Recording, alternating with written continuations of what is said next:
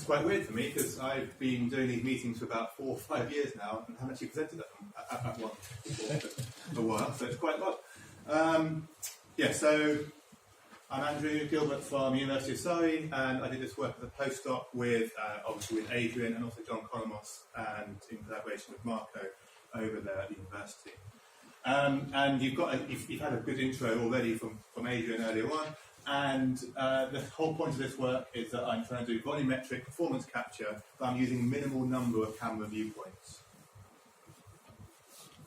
So the motivation behind this work is that the capture of human performance in 3D enables the rendering of the scene from many other viewpoints, from multiple other viewpoints. And within sort of immersive VR, AR experiences, it enables the viewer to become very immersed in footage. This obviously isn't my footage, this is Intel. But they are able to create very amazing videos which allows the user to become immersed in what's going on.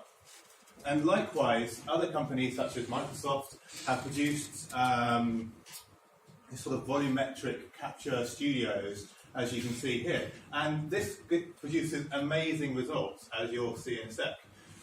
In this case for medical as well as for entertainment.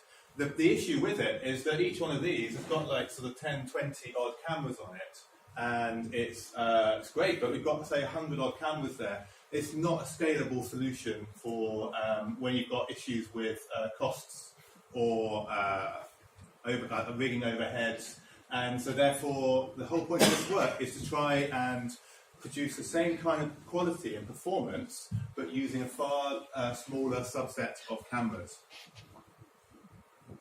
So the contribution from this work is that I'm basically creating a deeply learnt prior which incorporates the volumetric reconstruction while minimizing the number of views required at the acquisition.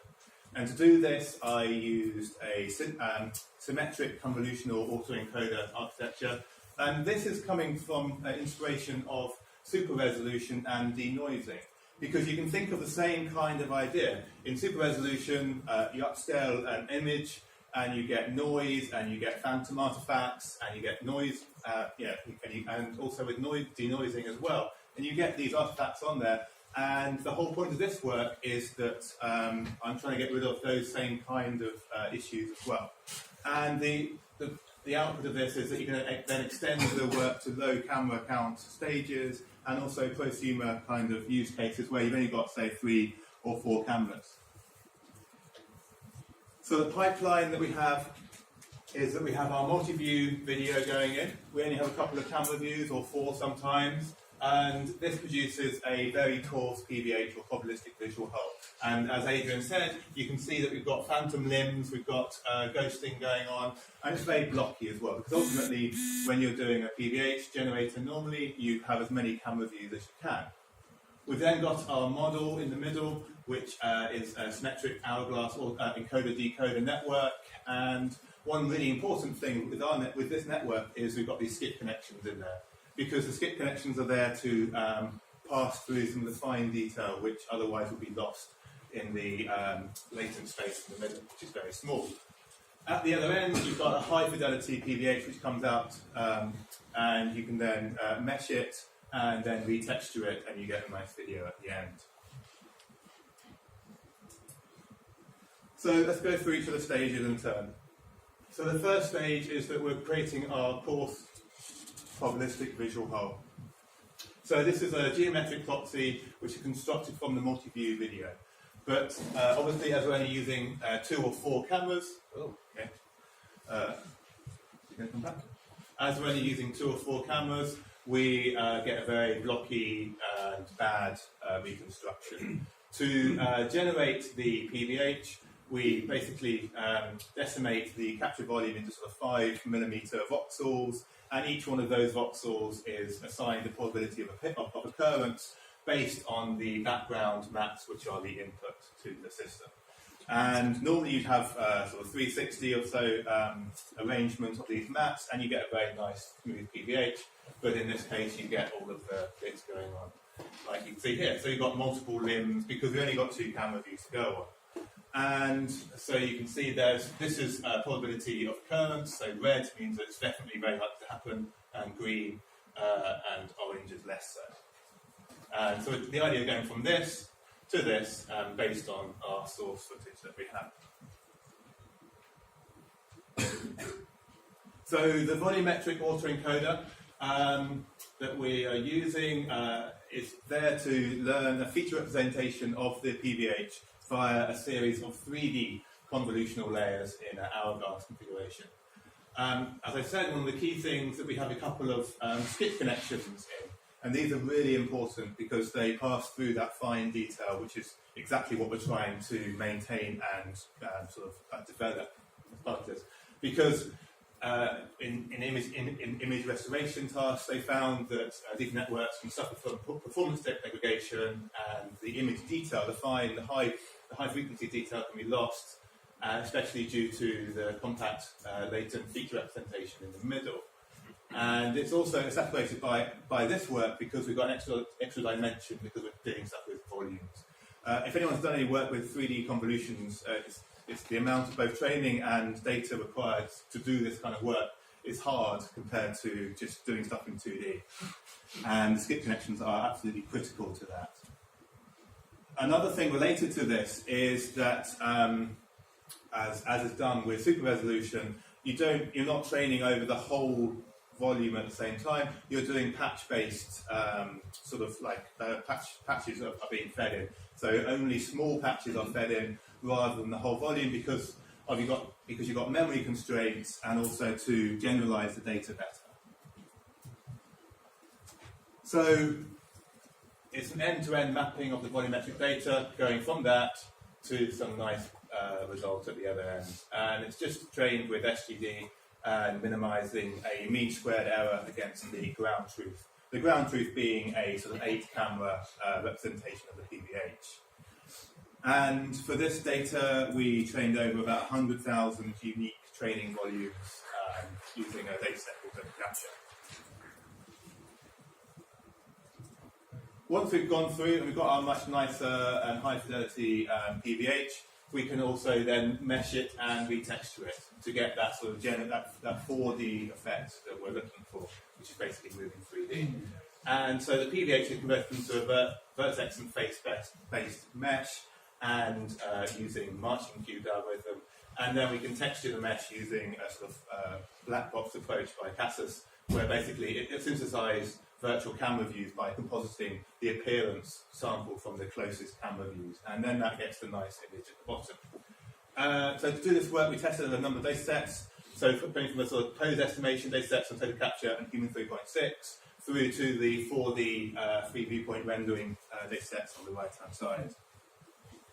And so the other secret really of this is the data, as we've come up with most of the talk so far this morning, because we're able to use the total capture pose estimation data set, which has got 100,000 or so frames of data, it gives us enough information in there that we can generalize the approach as well as possible. So it's got 5 subjects of different builds and different sizes, doing a large number of sequences with different actions and different repetitions, and giving us the variability in the data that we require. And it's in a sort of 360-degree arrangement, so we get our ground truth PVH, and it's at 60 Hz, we get nice smooth data. And without this data set, we wouldn't be able to do this because we don't have enough data to generalize. So to look at some of the actual results that we got out of this, so on this total capture data set, we've got our input. So we just input with 2 camera views or with 4 camera views. We can see what the result is, and there's the baseline on the right-hand side. So using all 8 camera views, and you can see. So here's a good example. We're able to clear up all of this rubbish around the back. We get rid of this lump on the bottom of his leg, and we're able to go through and hallucinate these new views, this high fidelity volume using this poor quality input. Obviously with the 4 camera view you get a better result because it's starting with a better input to go with. So some statics, and this is showing the importance of having a patch-based kind of approach. So So we're having these sort of 32 by 32 patches is really key to this approach because it allows the approach to generalize better and also stay within its memory. And we can see that we can go from being sort of 2 cameras with loads of blocky bits everywhere, recover his legs, which is very similar to the ground truth on the other side. Same over here.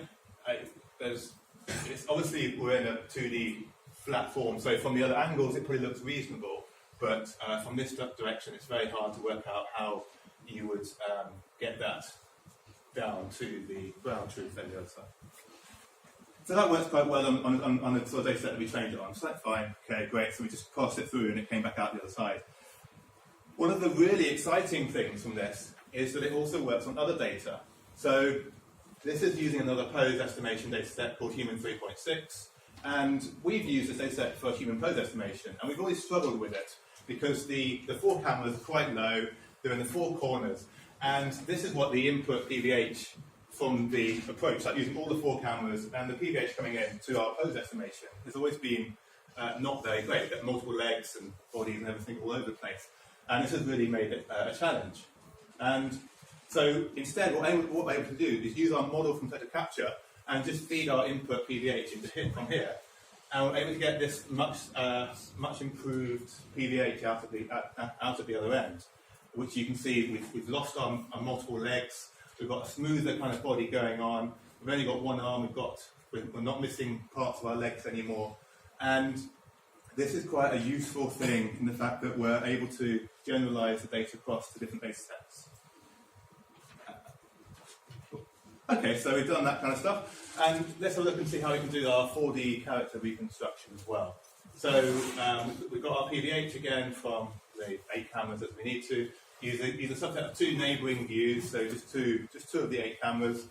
Again, the approach is trained on total capture. That's our data that we're going to use, and we also do fine tune on any data that I can get hold of, basically, to do with the reconstruction stuff because it helps it to adjust it slightly, to adjust the weight slightly of the model. So this is based on what we saw earlier with Adrian, and so we've got our nasty input 2-view geometry, our result coming out here, which you can see is very similar to the baseline if we use all the 8 cameras, and then we've got our nice texture on the end, which is retextured our person here. It works well. We get some failures, but generally this is an awful lot better than this. And the thing on the end you wouldn't realise we're only using from 2 cameras. We can also look and see actually if we render basically from a viewpoint of an unused camera, we can see what the performance looks like.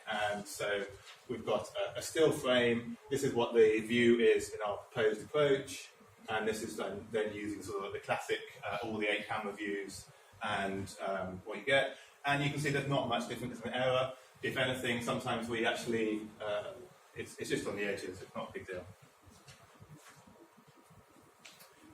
There is failures within this. Video is very hard to work with, but it can also hide many things that you don't know what you're looking for.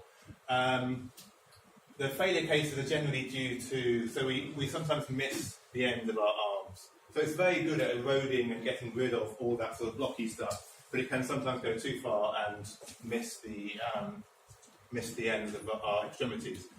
We also get an issue with sometimes the input maps aren't very great, so the actual PVH is not the best PVH reconstruction in the world because we're just trying to do it on quantity rather than quality, and so sometimes we're missing bits and the holes which occur. And in general, the model likes to erode phantom volumes rather than dilating, and that's just really due to the fact that the data which it's trained on is all to do with eroding the data down rather than dilating the data back out again.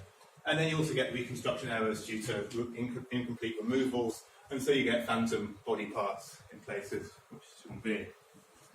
However, it works very well for what it does. So, data set, if you want some 3D data, this is a good data set to use. Lots of people use it for pose estimation, but if you just want, in this case, I've just used it for a data to actually get hold of people, basically. It's got Vicon and IMUs as well if you're into that kind of stuff.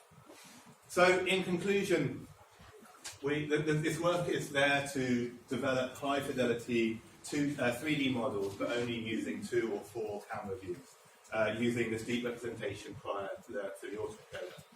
And they're quantitatively similar, and perceptually they work really well, I think. And it greatly reduces the cost of the computational cost of the 4D reconstruction. And as Adrian said, once you've done all the training, the actual inference at runtime is really speedy. In future, the work is actually going back, alluding to that sort of human 3.6. So to feed some of this work back into pose estimation is one of the current avenues to explore, to see if it can actually do minimal pose estimation as well as reconstruction. And that is it. Thank you.